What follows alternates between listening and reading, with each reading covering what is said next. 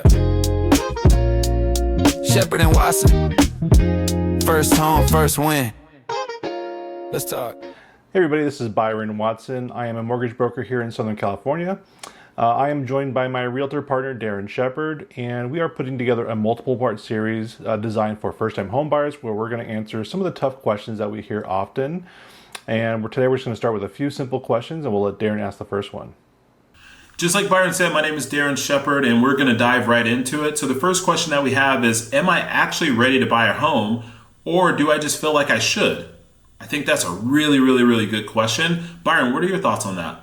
Yeah, that's usually the first question people ask. I think society puts a lot of pressure on people to purchase a home, especially when you're starting to reach your later 20s or earlier 30s.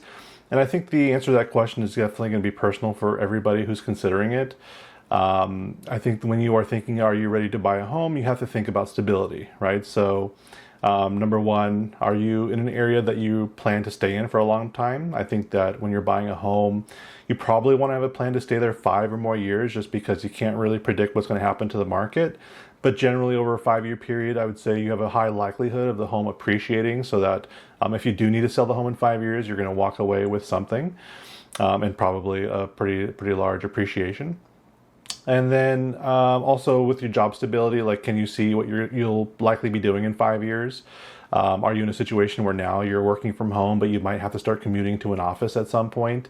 And those are all things that you need to think about. And if the answer is yes, like, we're going to stick around, we're going to probably be here for 5+ years, and my job feels really stable, then yeah, I think that that's the first good step. That's a good first step, right? It's probably time to start looking a little bit closer at homeownership. What are your thoughts? Definitely. I think that's really good points. I mean, for me, when I hear that question, I want to ask another question, right? Because I want to understand what concerns do they have, and also on the big side is why do they feel like they should purchase a home, right? Sometimes it's for stability for their family, right? So for me, it was stability for my family. We want to know where we're going to be, where we can start laying roots, where we can really start investing into the community, schools, church, and so we wanted something of our own. So, and the big question to that too is, I'm sure a lot of fear comes from is, hey, what if I lose my job?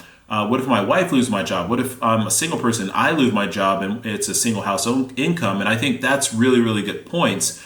And just like you mentioned, Byron, there's a lot of societal pressure on, you see your friends doing it. You see it's a really great wealth building tool, but there's also other avenues that are really good wealth building tools as well. This is just a really, just a really big foundation for our country on how you build wealth. And so I really think it depends. It depends on what you're projecting that you want your future to look like. Depends on, are you okay with your job and are you comfortable staying in that position? Do you have savings? All these different attributes to know if you actually should purchase a home, because you could have those things. You could be financially set. You could have a really solid job. But there could be other dreams and other goals that you have that housing doesn't really line up to that, not yet, right? Or if you're planning on staying in the community, or if you're maybe going back to school. So I think it's really not a yes or a no answer to this. I really just feel like it depends, and I would love to have a deeper conversation with that person to really understand why they think they should, and then what are some of their concerns, so we can really dig deeper into that. Yeah, I think that makes sense. I think what homeownership has become for most Americans that own a home is forced savings, where a lot of people, let's face it, the economy may not be in a situation where people can easily save money anymore. Their pensions really aren't a thing for people who work in the private sector. And so people are relied upon to create a 401k and to contribute to it and to save money on the side. But a lot of people just aren't doing that. So one of the beautiful things about homeownership is it really just kind of forces that to happen, right? It's like having a forced savings account, because you're whittling away at the equity every single month, and you're also getting some appreciation. So by the time you do go to retire, you do have a pretty healthy nest egg that you wouldn't have if you were renting. right? So that's definitely the reason why homeownership makes sense financially. Now, there are people that can definitely make a case where, hey, like if I rented a home instead and the rent is lower than the mortgage, what if I just put that money into some index fund and religiously put that money in every single month? Wouldn't I also be just as well off? The answer is yes, you would be in most cases, in most financial models. However, I mean, do you know anyone who has that kind of discipline to do that every single month? I really don't. So that's why homeownership usually is the winning play, because most people don't have that discipline. So it's kind of a set it and forget it type thing. Yeah, most definitely. I think it's really important. And like I said, I love the security part of it, of just knowing that, hey, I'm in control here.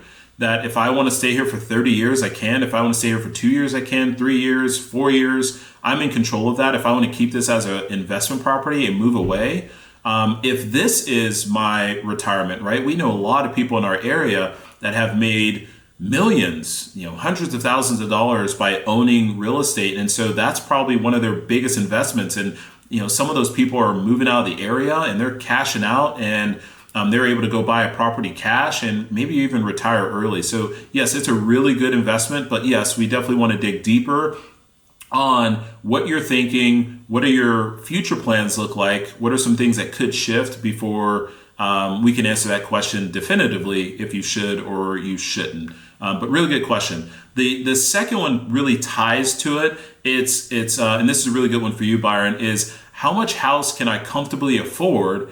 And it's funny enough, right, and just not what the lender says, right? Why do you think someone would ask that question? I have my opinion, and maybe I'll give you my opinion really quick, is it true that there's different ratios for different types of loans, meaning that a lender might qualify you for more than you're actually comfortable with? So I guess that's probably really the big question is what they're saying, not just what the lender says. Yeah, it's a really good question and a very important one when you're considering purchasing a home. And just today, I was meeting with a potential client, and I was kind of getting some of their basic information about how much money do they make, and then what are their monthly obligations right now, like credit card debt, car payments, student loans, and that sort of thing. And I asked her all the things that would be, that an underwriter would check for, that would show up on your credit report. That's what we use to determine your debt to income ratio. And afterwards, she started laughing. She said, well, you didn't ask me about some of the big, really expensive things like health insurance, car insurance, and that kind of stuff. And it just points to a bigger issue where underwriting, they use a debt to income ratio that's pretty generous, but they really don't know the full picture of your financial life. They don't know what your lifestyle looks like and what you like to do. So what you can do and what you should do are definitely two totally different things, right? So my job as a lender is to technically tell you what you can do, and it's a pretty simple calculation. So like Darren, what you were just saying, there is different ratios for different loan products, right? So like the conforming conventional loan, generally you can spend up to 50% of your gross income on debt. So that means 50% of what you make before taxes can be spent on all of your debt. Excuse me. So for your car loan, your credit cards, your student loans, and then your new mortgage, which includes tax and insurance and HOA and everything.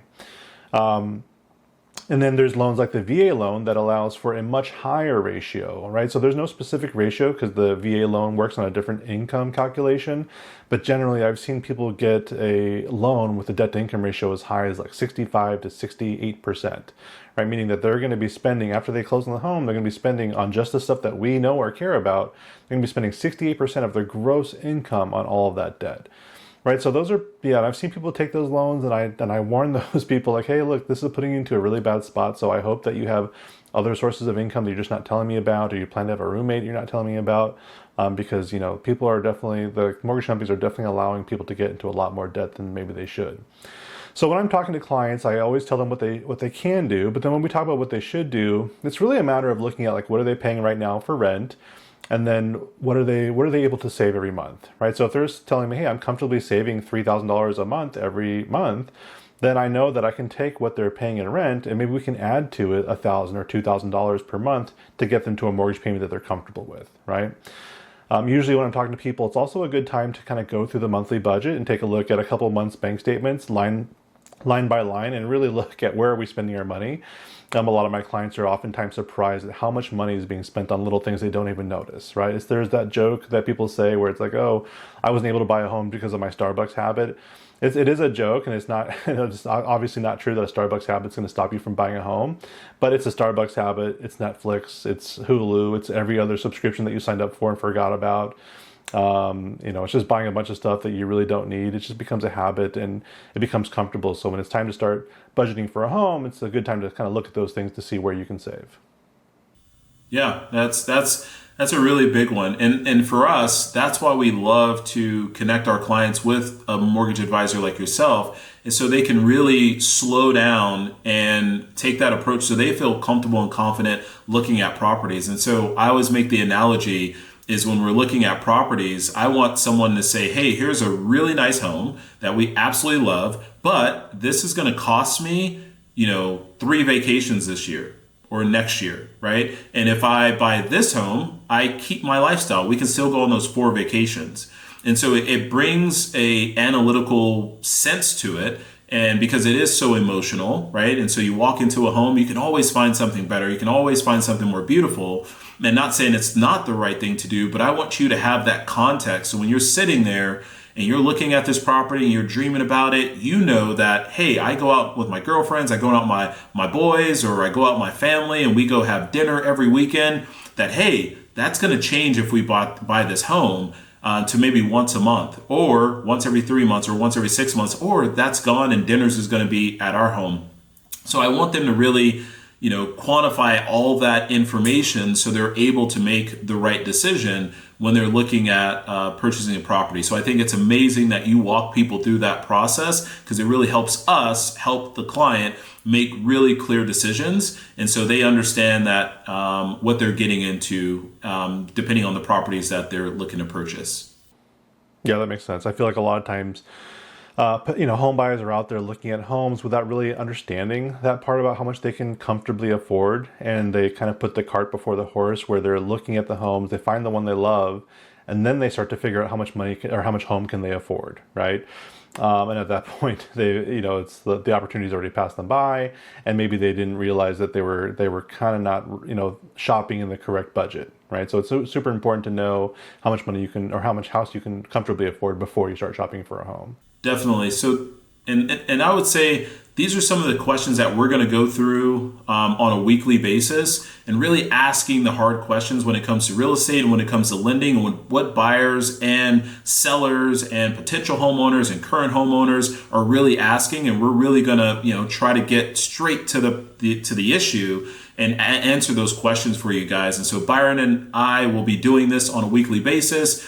Go ahead and comment. Please subscribe below, and watch out for more content like this. Thanks, guys. Sounds good. Thanks, Darren. Take care. All right. Shepherd and Watson. First home, first win. Let's talk.